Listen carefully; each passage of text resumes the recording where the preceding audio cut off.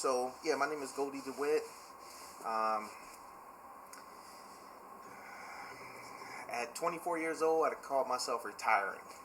I said that I wasn't gonna work for nobody, wasn't gonna punch no more clocks, and during that time I was hustling, and I told myself that if I kept doing what I was doing, I know I'm good at what I'm doing. I'm end up getting in some real big trouble.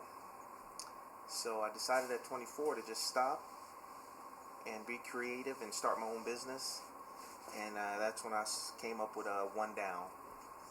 So the foundation of One Down has been, and will always be uh, backed, birthed from One Down Entertainment, which is adult entertainment. So when I first got started, I opened up my business and I had a agency. Girls doing bachelor parties and all that type of stuff. And then I had so many girls that the porn company got in touch with me, and then I started getting in touch, getting involved with directing, producing, and then got involved with the strip clubs. And it just turned out to be something really positive, productive, and lucrative for me. And it just really changed my life. And with me starting One Down MC, I just wanted to continue to brand the name One Down because I had been pushing it for so many years. And One Down MC has been a real treat, a real joy, very spiritual, a good movement, fun, and something that I've been enjoying every single day. I founded the One Down MC, the club, and I'm 42 years old. I'll be 43 this year, which is 2015. My birthday's in May, and I'm happy, feel healthy, work out probably 5 times a week, and I'm the type of person that just I like to provide. The biker lifestyle, what grabbed my attention had to be just when I was a kid, man. My mom, I don't know what age, probably somewhere around 10. She was dating this dude. He was a popular dude. And when I say dude, I just say that to not name drop. I don't like name dropping people's names or other motorcycle clubs. So he was a popular dude in the greater Los Angeles area, and he was also in a popular motorcycle club. And I remember just being young and going on some of these events and riding on the back of his he had a gunner with him all the time. This dude carried knives and guns, and so I would ride on the back of his bike and pulling up to the park and seeing, I don't know, I remember seeing ladies with high shorts and little tight tops, and my mom was part of that. And watching them barbecue, and I remember the atmosphere was real positive. People was happy, and I remember seeing them tie up I think it was an old Kawasaki bike. They tied it up from a tree and hung it upside down. And for some reason they beat it, and I think they set it on fire. And I heard that was just something they did back then. So as a kid, man, I was attracted to, all that bright stuff that caught kids' attention, and I knew that club was, something that would catch any kid's attention. But as I grew up, I knew that I liked motorcycles, and with the combination of me liking motorcycles, I've always had this thing with wanting to have a brotherhood, because I've always wanted a brother. I was just me and 2 of my younger sisters, and I'm that dude who just always wished he had a twin or had a brother. So when I had the chance to get my first Harley. As soon as I got it, one of my relatives, he's a big OG popular dude. He said, man, you're going to have a lot of cats getting at you to get in certain motorcycle clubs, and there's certain clubs you just need to stay away from. I didn't know what he was talking about at the time, but I've always taken his word as being solid. And then it did start to present itself with certain people trying to get at me. But I just felt that, I had something unique to offer. I had something different. I had something of value. I had something that I just really didn't find in other clubs. Not saying that I'm better or my club is better. It was just something unique. Each one of us in these clubs, have a certain uniqueness that, fits a certain club that we're in. And what I was looking for, I just, didn't see it in some of the other clubs out there at the time. So I just felt that I had something that I can produce. And so One Down is, where I set my target on building my club off of the name that I had already built. And coming to the motorcycle set, it was a whole different world. I had no idea that there was that many bikers out there. But in specific, I had no idea there was that many black bikers out there. It was like, where did all these cats come from? And it's like an underground network, and how they communicate and how things are done.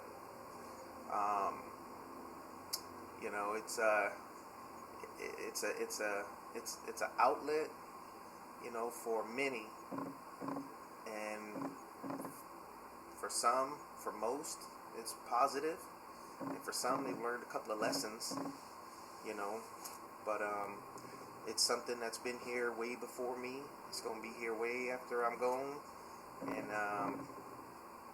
and it's a lot of clubs that take part in keeping the heartbeat of the set going. And in one way or another, all of us contribute, whether it's by words, by visiting it, by contributing financially to it. But it's something that really needs to, stay alive and stay healthy for us.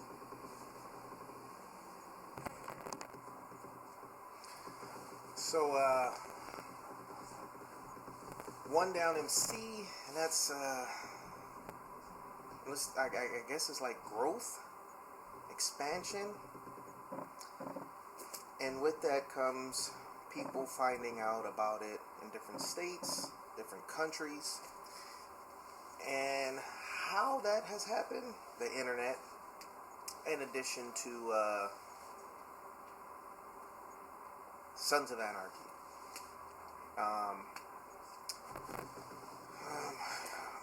One of the big questions people ask, and it's not just them asking, they're wanting it. They send it to me via email, from a website, via Facebook. Can we start a One Down chapter in my state? And where is that at? Across the United States, I've got these emails. And then it started hitting from the United Kingdom, from Germany to Australia to some parts of London, even Canada. And I'm honored that people feel and see something in One Down that, they want in their hometown. They want to be part of it, And I've always told myself that One Down MC will always and forever remain one club, one chapter. Why? Because I'm responsible for it. I'm responsible for it. I have to protect the brand. I'm responsible for my members.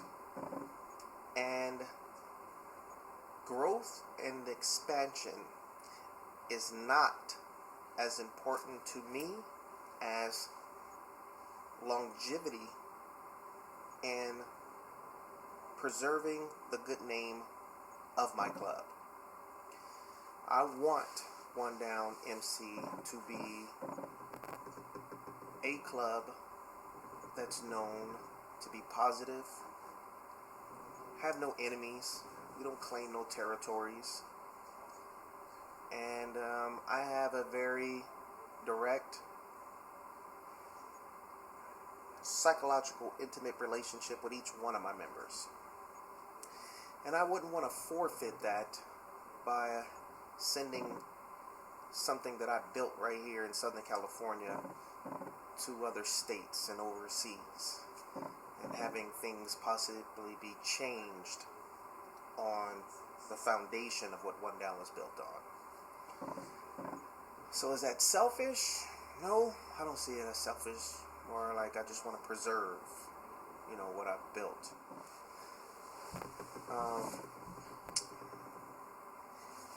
I know that I'm a blessed man, and I saw it even when I was a kid.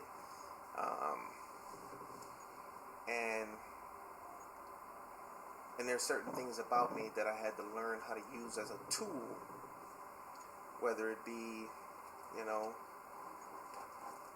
the gifted, blessed looks that was passed down from my grandpa to my dad to me, or the way that I write, or the words that I use, or me wearing Fila and Elise and all these expensive clothes at the time when I was in the 7th grade that my mom bought me. All that stuff contributed to, the attention that you can draw. And once you draw that attention, what's most important is, what you're going to do with it. And I've always knew it was important to use, my skills for something positive. And with that, it was part of me knowing that I would be successful in becoming an entrepreneur and being self-employed. And I saw it with the birth of One Down Entertainment, with me getting involved, getting a lot of exposure, doing a bunch of events, having a bunch of people show up, having a bunch of people have a good time. And with that, it was something that I, integrated into One Down MC. And with One Down MC, I integrated that into One Down MC, and then I integrated One Down MC into the motorcycle set. And from there, it was never about, getting involved for no reason except networking and just fellowshipping and having fun. People on the set have many reasons on why they get involved. Some people get involved for popularity, some people get involved to make money, some people get involved to show off their bikes, some people get involved to show off their weaves, some people get involved for all type of reasons. And I had to learn quick. And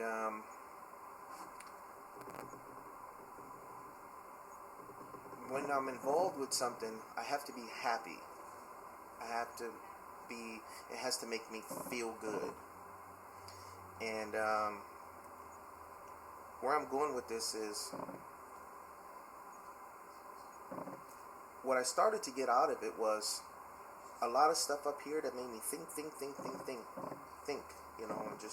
it was heavy, and it made me write, and it made me want to express stuff, and tell people what I've learned, and tell people what I've seen, and tell people how to try to fix stuff, and and I started to learn more about myself, that I actually enjoy giving and providing a platform for people to say, hey man, I could really relate to that. I didn't really think anybody else kind of saw it that way. And so by me doing that, I guess it kind of helped build a following to One Down, you know, and people passing my word on what I said. And sometimes back in the day, things were a little harsh, but at the same time, those same people say, you know, I respect it because it's real. You know, not a lot of people can say what you say and kind of get away with it. And not that I'm saying something to get away with it, but I'm just saying it because I feel in my heart it's something that I back up. And I'm saying it because it's real, and I'm not saying it just to get any attention, you know. So the following that One Down has built over the years, I think has contributed to me just being somebody who's just open and honest. And like I said in the beginning of this, you know, I didn't read the questions that were sent over to me.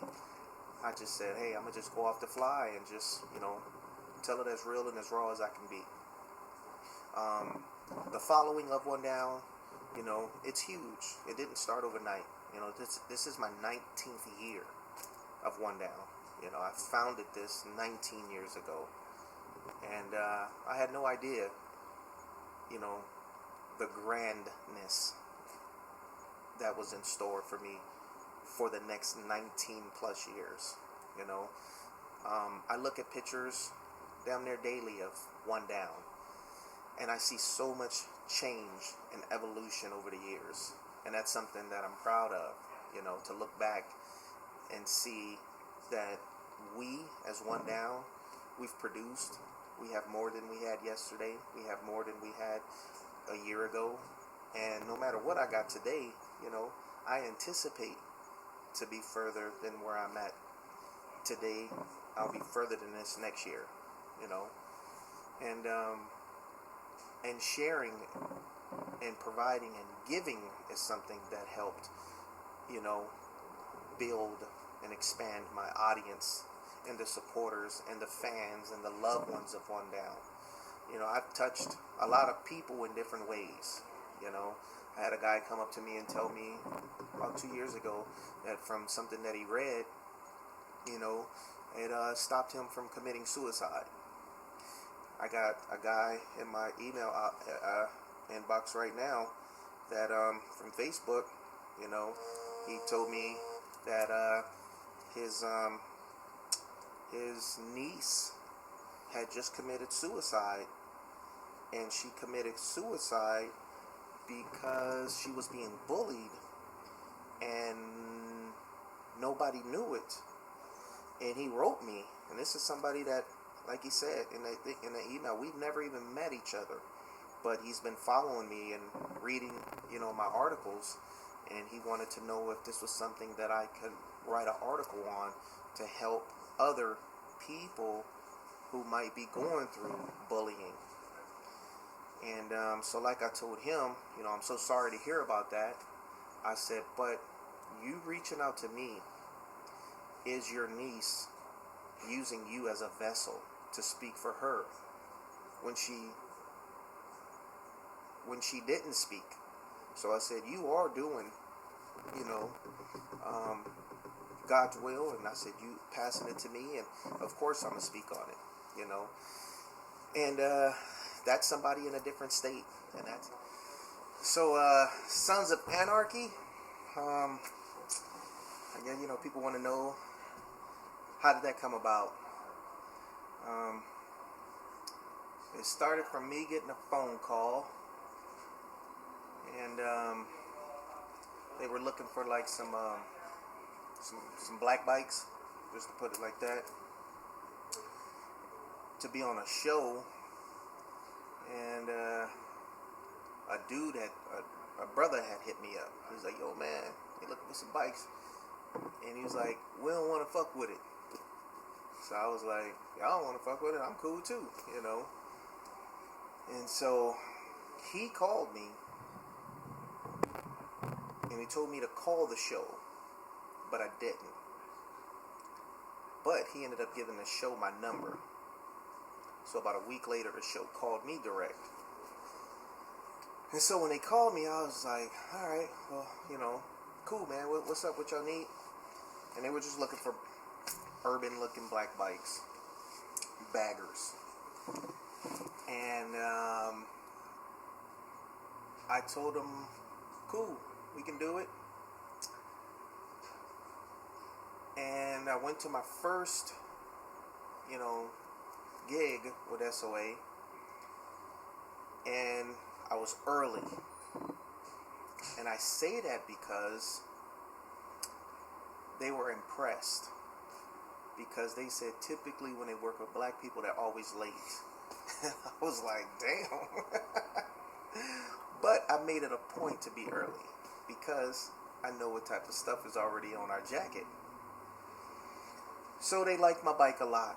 And then it turned into them wanting to use the likeness of, stuff about my real life club, One Down. And then so it developed into, us being the Grim Bastards. So One Down coming in, featured on Sons of Anarchy as the Grim Bastards. But in the beginning of Sons of Anarchy, I couldn't have all my guys be Grim Bastards because I only wanted to limit it. But I wanted all my guys to be involved. So I became like the black contact for Sons of Anarchy. So then they needed more black dudes for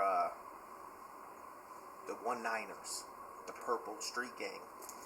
So I told my dudes in my club, y'all can be some 1-9ers. So we supplied them with the 1-9ers. And I rotated my guys to be Grim Bastards because I just wanted everybody to have a chance on being on the show and experiencing it and making a little money.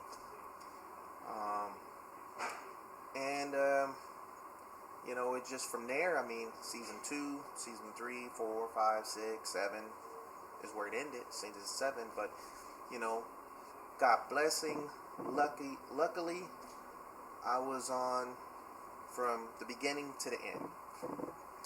I didn't get kicked off the show because there's some people who got kicked off the show. I didn't get killed on the show because there's many people who got killed. I didn't get fucked in the ass because I would just say, yo, I'm not an actor. Y'all can handle that. But it was fun, man. It was fun. It was a blessing. It was an honor. I want to say thank you very much to Kurt Sutter for giving me the opportunity to be part of a very, very historic television show. The only show that did what it did. People don't know, but that show broke every single cable television show record out there. It broke every record on FX.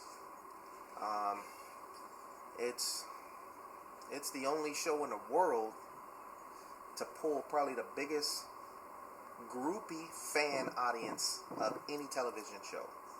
And when I say that, I mean, people wearing Sons of Anarchy t-shirts and jerseys and coffee mugs and wrapping their vehicles and naming their babies Jacks and all type of shit.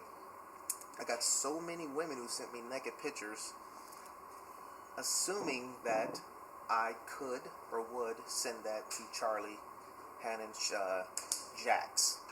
So they would send me naked pictures. Oh my God, can you send this to Jacks? No. So I would just sit there in my inbox or I'll delete it. But Michael Beach became a very good close friend of mine. He played the president of the Grim Bastards. I was the sergeant at arms. They gave me the name Menace in the 7th season. In the 7th season also we had Malcolm Jamal Warner, who used to play Theo on the Cosby Show. He came in for a little bit. And I was able to just to meet a lot of fun people, positive people. All the main stars on the show, were actually super cool. Yeah, and they treated me and my guys all the time with the utmost respect. The biggest thing on that show was, for me, the biggest thing for me was being part of the show, but being part of the club on the show, which was a black club, to get patched over into a white club. That was historic. That was something that, in some people's and many people's eyes, because of how things used to be, and some things still are, It wasn't supposed to happen.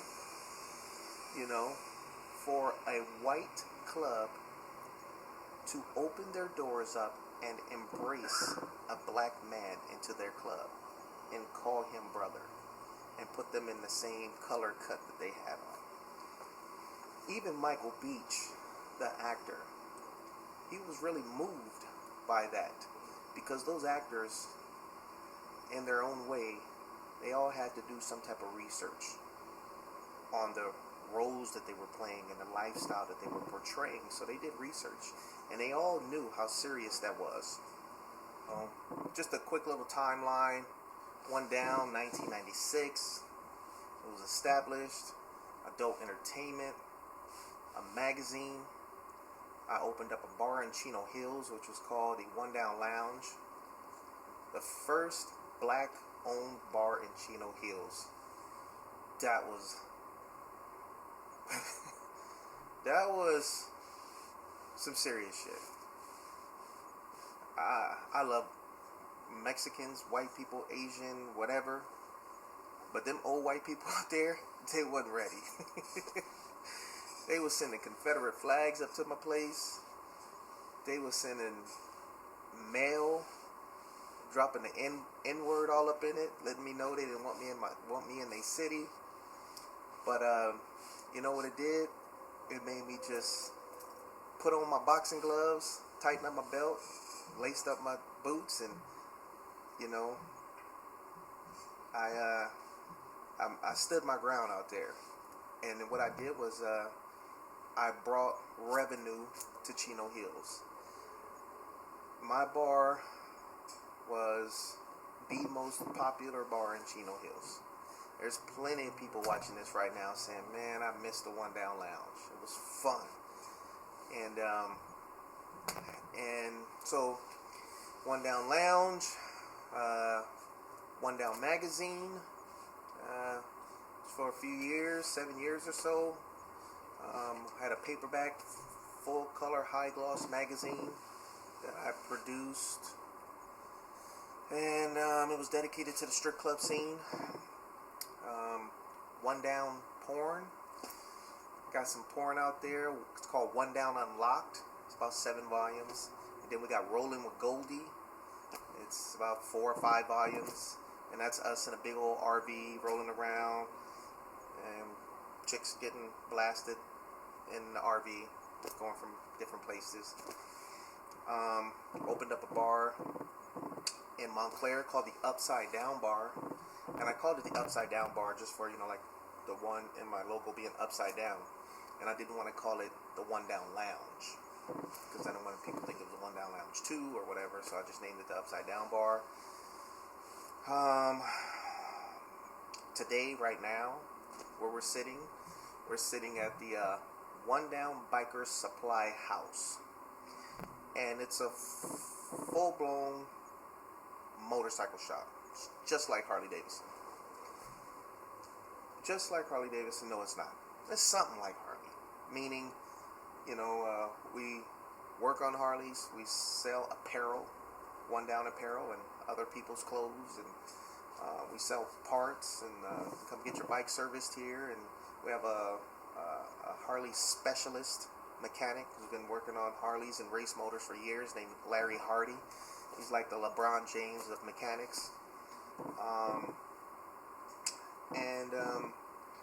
So it's 2015, and my One Down resume on things that I've done, it's strong, it's long. I might have left out something, but what's in store for One Down next? That's something that I can honestly tell you I don't know, because I didn't know that I was going to have this shop or get into this when I was at the Upside Down bar. And before that, I didn't know I was going to get into the Upside Down bar before I was at the other bar. But what do I do like? I like motorcycles. I love the energy of women. I love the visualness of women. I like the motorcycle lifestyle. I like the motorcycle culture. I like computers. I like photography. So, you know, it could be something in that.